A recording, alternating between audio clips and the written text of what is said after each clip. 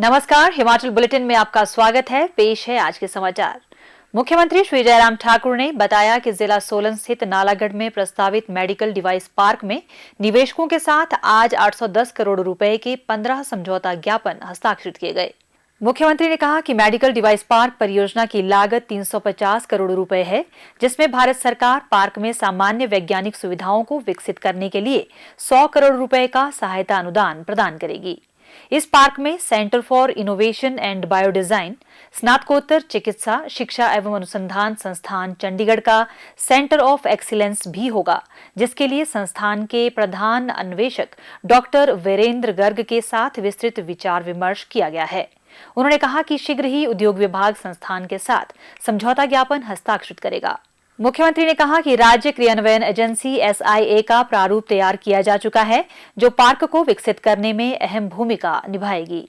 Agency ने पर्यावरण स्वीकृति और प्रोजेक्ट मैनेजमेंट कंसल्टेंसी के लिए पहले ही निविदा आमंत्रित कर ली है।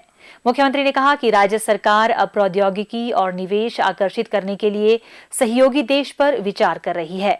इसके अलावा मेडिकल डिवाइसेस पार्क के लिए देश और विदेश में उत्कृष्ट चिकित्सा उपकरण निर्माण के लिए विख्यात शहरों में निवेश आउटरीच आयोजित किया जाएगा।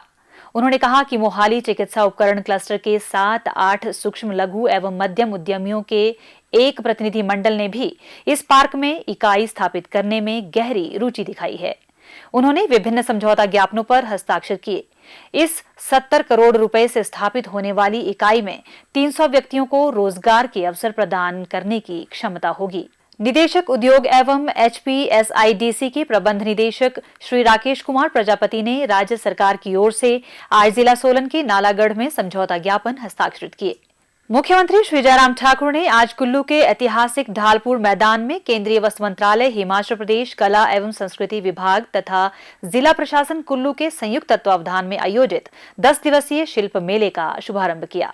उन्होंने लगभग 75 करोड़ रुपए की विभिन्न विकास योजनाओं का शिलान्यास और लोकार्पण करने के बाद अटल सदन में उपस्थित जन समूह को संबोधित किया। उन्होंने अंतर्राष्ट्रीय दशहरा उत्सव के दौरान देव परंपरा का निर्वहन करने के लिए नजराने, बजंतरी भत्ता, दूरी भत्ता के रूप में 91,27,000 रुपए की धनराशि भेंट की।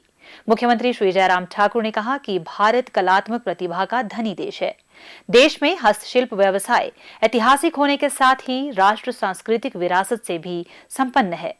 उन्होंने कहा कि हस्तशिल्प एक ऐसा श्रम प्रधान व्यवसाय है जो करोड़ों देशवासियों के लिए रोजगार के अवसर सृजित कर रहा है, जिससे विशेषतः ग्रामीण क्षेत्रों के लोग लाभान्वित हो रहे हैं। उन्होंने छोटे उद्यमियों, व्यापारियों, दस्तकारों, शिल्पकारों और पर्यटन कारोबारियों के लिए शिल्प मेले को फायदेमंद बताते हुए कहा कि विभिन्न राज्यों के 100 से अधिक स्टॉल तथा स्थानीय स्वयं सहायता समूहों के 20 स्टॉल स्थापित करके इस शिल्प मेले के माध्यम से कारीगरों को उनके उत्पाद बेचने हेतु बेहतरीन मंच के साथ ही उपभोक्ताओं को विभिन्न कलात्मक और वांछित उत्पादों को खरीदने का अवसर प्रदान किया गया है।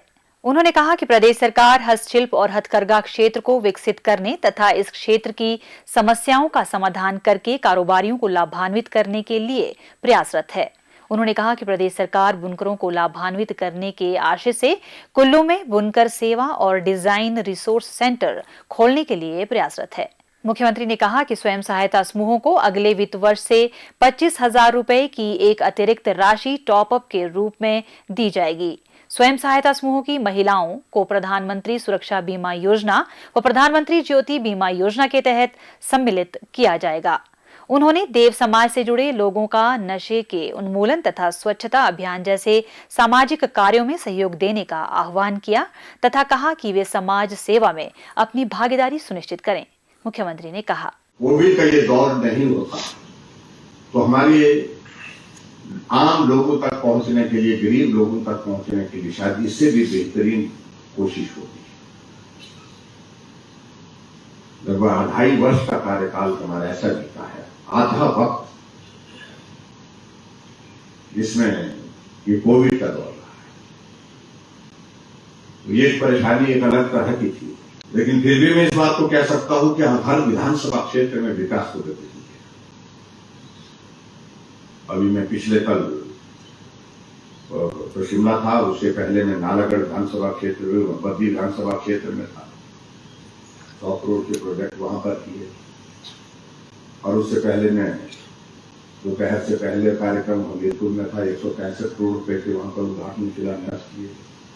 उससे एक दिन पहले मैं बड़सर विधानसभा क्षेत्र में था, 265 करोड़ रुपए के उद्घाटन और शिलान्यास के कार्यक्रम वहां पर हुए। जब 200-300 करोड़ रुपए के उद्घाटन और शिलान्यास अगर हो रहे तो स्वाभाविक रूप से इस बात को हमको स्वीकार करना होगा कि जमीनी स्तर पर काम हो सकता है। प्रचार में प्रसार में पीछे रहे होंगे, लेकिन उसके बावजूद हिमाचल प्रदेश में हमने काम करने की कोशिश की है, इतने बड़े संकट होने के बावजूद भी। सरकारी अर्ध सरकारी चालक एवं परिचालक संघ के एक प्रतिनिधिमंडल ने आज प्रधान अनिल गौतम के नेतृत्व में मुख्यमंत्री श्री जयराम ठाकुर से भेंट की। प्रतिनिधिमंडल ने संघ की विभिन्न मांगों के संबंध में मुख्यमंत्री को अवगत करवाया।